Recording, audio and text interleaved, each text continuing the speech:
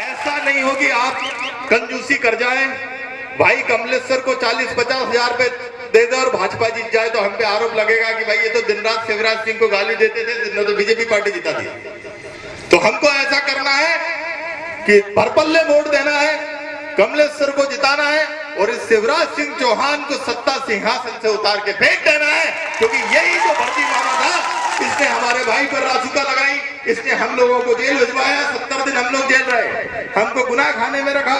जब इनका मन नहीं भरा तो इन्होंने रतलाम जेल से हमारा ट्रांसफर कर दिया, एक को जबलपुर भेज दिया, एक को सागर भेज दिया, एक को भोपाल भेज दिया, लेकिन उसके बावजूद हम लोग झुकने वाले में से नहीं है। आज आपके सामने फिर देखिए, यहां से शिवराज को चुनौती देता हूं कि 70 सीट से ज्यादा यदि भारतीय जनता पार्टी को आ जाए तो मैं राजनीति करना छोड़ दूंगा। जिस दिन जेल से निकला था उसी दिन चुनौती दी थी कि इसके चेहरे पर यदि भारतीय जनता पार्टी चुनाव लड़ेगी तो 70 सीट से ज्यादा भारतीय जनता पार्टी को नहीं आएगी। हमको बस यही करना है, भाजपा को हराना है, कांग्रेस को भी हराना है। क्योंकि कांग्रेस को क्यों हराना है? क्योंकि कांग्रेस नहीं चाहती स्वतंत्र नेतृत्व आगे आए, कांग्रेस नहीं चाहती गरीब परिवारों के बच्चे विधायक बने, कांग्रेस चाहती है कि बड़े बड़े विधायक सांसदों के बच्चों को यहाँ से लड़ाती है, क्योंकि वो लोग उनके पिताजी के गुलाम थे, जो लोग उनके गुलाम थे।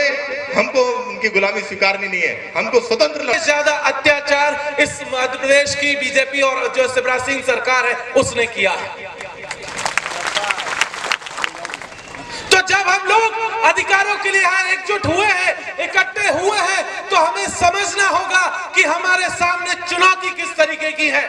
अभी साथी यहाँ बात कर रहे थे कि दिल्ली से लेकर बॉम्बे तक एक रोड बन रही है।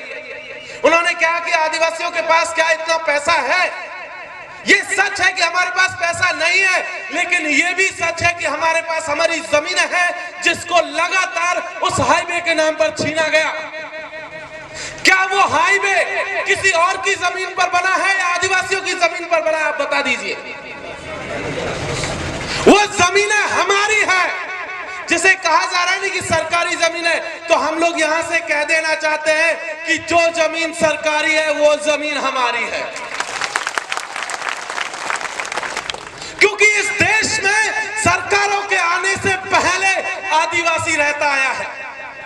जब इस देश में सरकारों को कोई नहीं जानता था, इवन उससे पहले भी देखे तो राजा महाराजाओं को कोई नहीं जानता था और कोई राजे रजवाड़े नहीं थे, तब से आदिवासी यहां रहता आया है।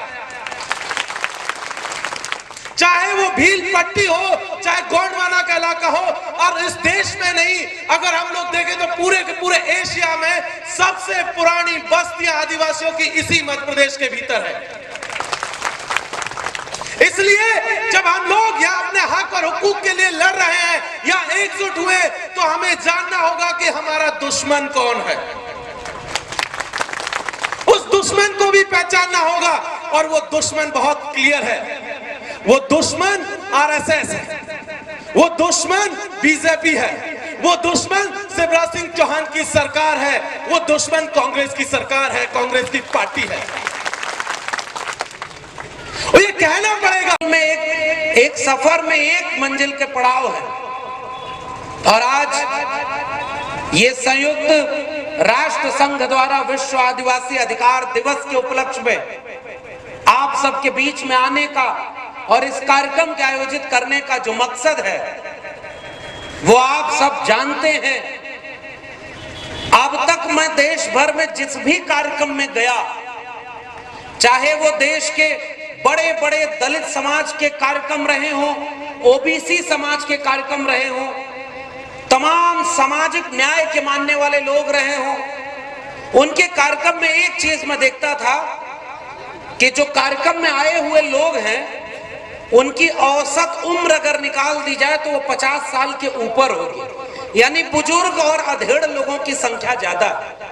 और जब आदिवासी परिवार और जैस के कार्यक्रम में आया हूं, मुझे लगता है कि आज सबसे ज्यादा तादाद नौजवानों की है, इसलिए आपका कार्यक्रम बहुत शानदार है।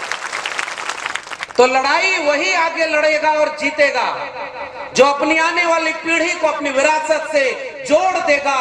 और ये नौजवान जिस दिन समझ जाएंगे कि वो लड़ाई कौन सी थी जो बिरसा मुंडा लड़ करके छोड़ गए, वो लड़ाई कौन सी थी जो टंटिया मामा लड़ते थे, वो कौन सी लड़ाई थी जो बालेश्वर दयाल जी इसी इलाके में लड़ना चाहते थे, वो लड़ाई कौन सी थी जिसको लड़ने के लिए जयपाल सिंह मुंडा संविधान सभा में खड़े होकर पूरे देश के लोगों के सामने कहते हैं कि हम आदिवासियों को ये लोकतंत्र सिखाने की जरूरत नहीं है, हम संगम घाटी सभ्यता के वारिस हैं, लोकतंत्र हमसे आपको सीखना होगा।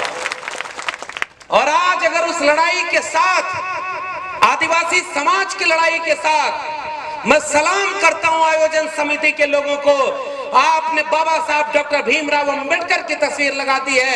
ये एकता ही हमारे देश को बचाएगी और हम जैसे लोग इस मंच पर खड़े हैं। जो 5 जनवरी 2011 का जजमेंट है, अभी मांगू दादा बोल के गए, एक भील समाज की महिला नंदाबाई भील को सरेआम नंगा घुमाया जाता है। अब बताओ किसको घुमा रहे हैं?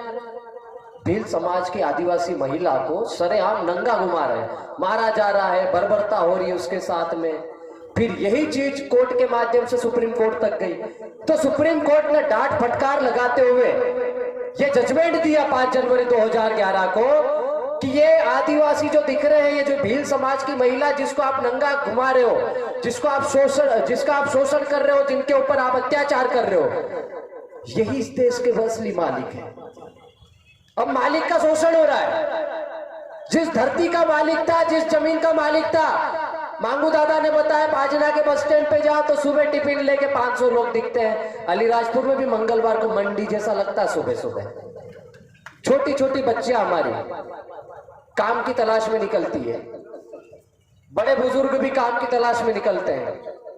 हजारों की संख्या में लोग आते हैं, काम की तलाश में आते हैं। कुछ लोग ठेके में काम करने जाते हैं, किसी को मकान बनाने का काम मिल जाता है, किसी को घर में झाड़ू पोछा करने का काम मिल रहा है, किसी को फैक्ट्री में काम मिल रहा है। और जो लोगों को काम नहीं मिल रहा वो सब गुजरात और महाराष्ट्र में पड़ा हुआ है। कुछ लोग उधर तेलंगाना में भी गए हुए हैं, साउथ में जाके मजदूरी की तलाश कर रहे हैं। तो इसके पीछे का कारण आपको जानना पड़ेगा भाई, ये क्या कारण है कि जिसको आप मालिक बोल रहे हैं वो मजदूर बन गया है? इसके पीछे मुख्य व्यक्ति कौन है, क्या वजह है? उस पर आपको शोध करना पड़ेगा, आत्ममंथन करना पड़ेगा। डहाले डहाले तो सब हमारे लड़के शहीद भी हो गए। ये जो फोटो दिख रही है ये मामूली फोटो नहीं है, ये लोग भूखे नंगे संघर्ष करके मर गए यार। वो इसलिए मरे, ये इसलिए शहीद हुए कि ये जो लोग हमारे समाज का सत्यानाश करने में सबसे ज्यादा जो पामड़े लोग हैं, किराएदार लोग हैं, उन्होंने दारू का इस्तेमाल किया। ऐसे कितने जने हैं? सहमत है? अंग्रेजी शराब हमारे इलाके की जमीन छीन रहा, सहमत है? नहीं सहमत है? मतलब अंग्रेजी दारू हमारे समाज की जमीन नहीं ले रहा है? ले रहा है या नहीं ले रहा है? ले रहा है। जब आपको पता है अंग्रेजी शराब हमारे बाप दादाओं की जो जमीन है उस जमीन को छीन रहा है, उसके बावजूद अंग्रेजी शराब के पीछे क्यों पड़े हुए हो?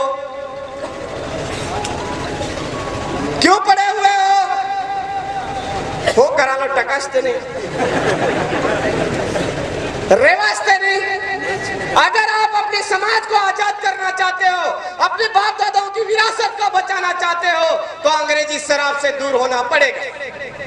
दूसरी बात, आज मेरे प्रतापगढ़ जिले के अंदर सबसे ज्यादा बड़े बड़े झंडे लेकर के जाते हुए लोग कौन दिखते हैं?